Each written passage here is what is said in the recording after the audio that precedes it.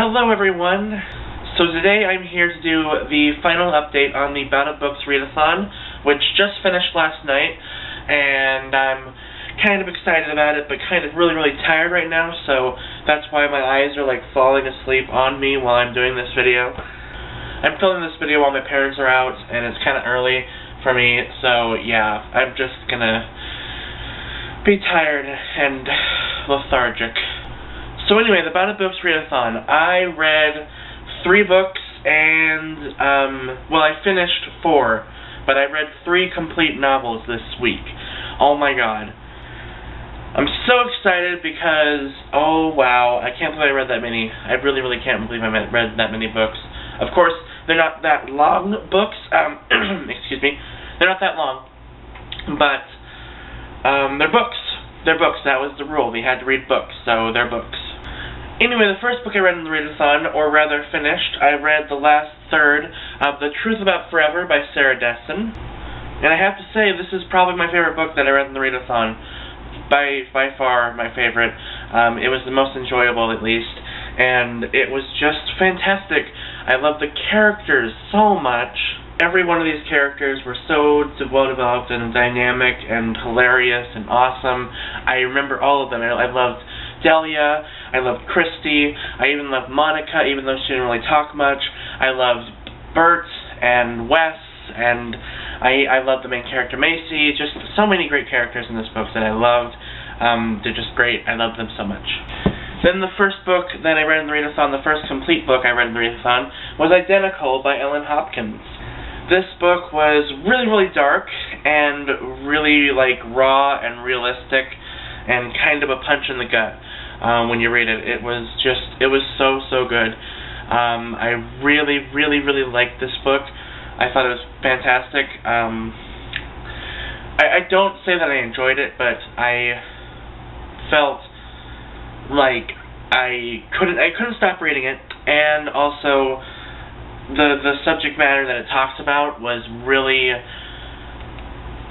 hard to read, but something I wanted to read about because it's an important topic that everyone needs to remember and be aware of, because it happens, and that's why I love Ellen Hopkins' books, because she just punches you in the gut and makes you realize something about the dark side of life, I guess, and it was so good.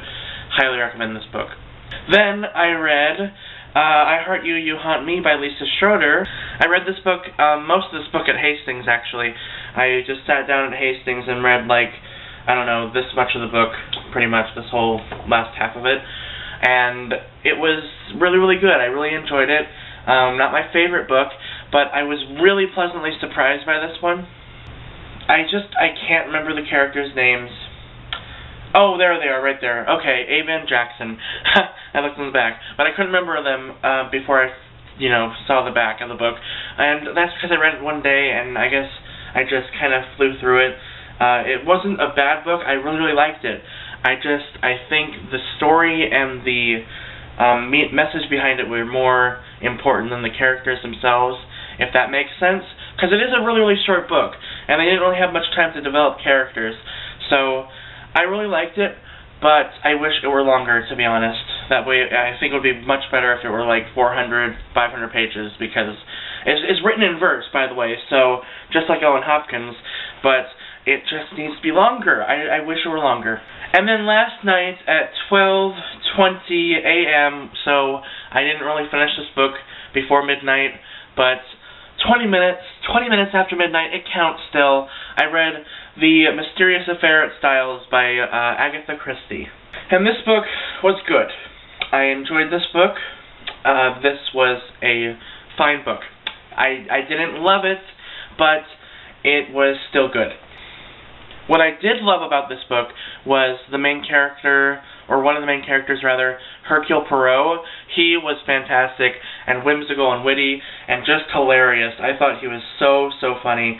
There was one point where he literally ran out of the house screaming something about the garage to a woman that lives in the house, and he just ran down the street, like frolicking down the street, because he had found out something about the mystery, and it was just hilarious reading it. I can't describe it enough.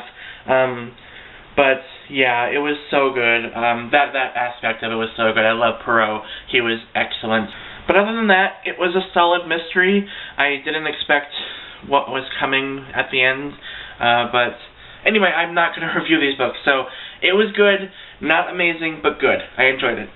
So those were the 4 books that I read for the read-a-thon, the Bout of Books Read-a-thon, if you weren't aware, and I am really, really proud of myself. I also started reading Chain Reaction by Simone Alcalez. I read 22 pages of that, I think, or 21 pages. No, 22. Or, no, 21. Anyway, I read, like, a little bit of it, and I just couldn't really get hooked in it right then and there, but I'm going to read more of it.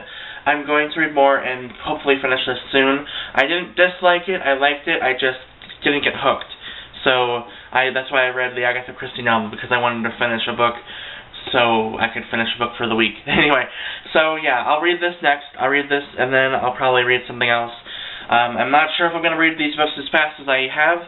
I might, but I kind of want to just relax and read now. So, yeah. So how did everyone else do in the read-a-thon? Did you meet your goals? Did you read 4 books like me? Did you read 10 books like some people? I can't believe some people read 10 books, holy shit. But how many books did you read? What did you do? That sort of thing. Or even if you didn't attend the read-a-thon, what are you reading right now? You know, just talk to me, I guess. I like listening to what you have to say. So, anyway, hope you all enjoyed this video, and I hope you did a wonderful job on your read-a-thons, and I shall see you guys next time.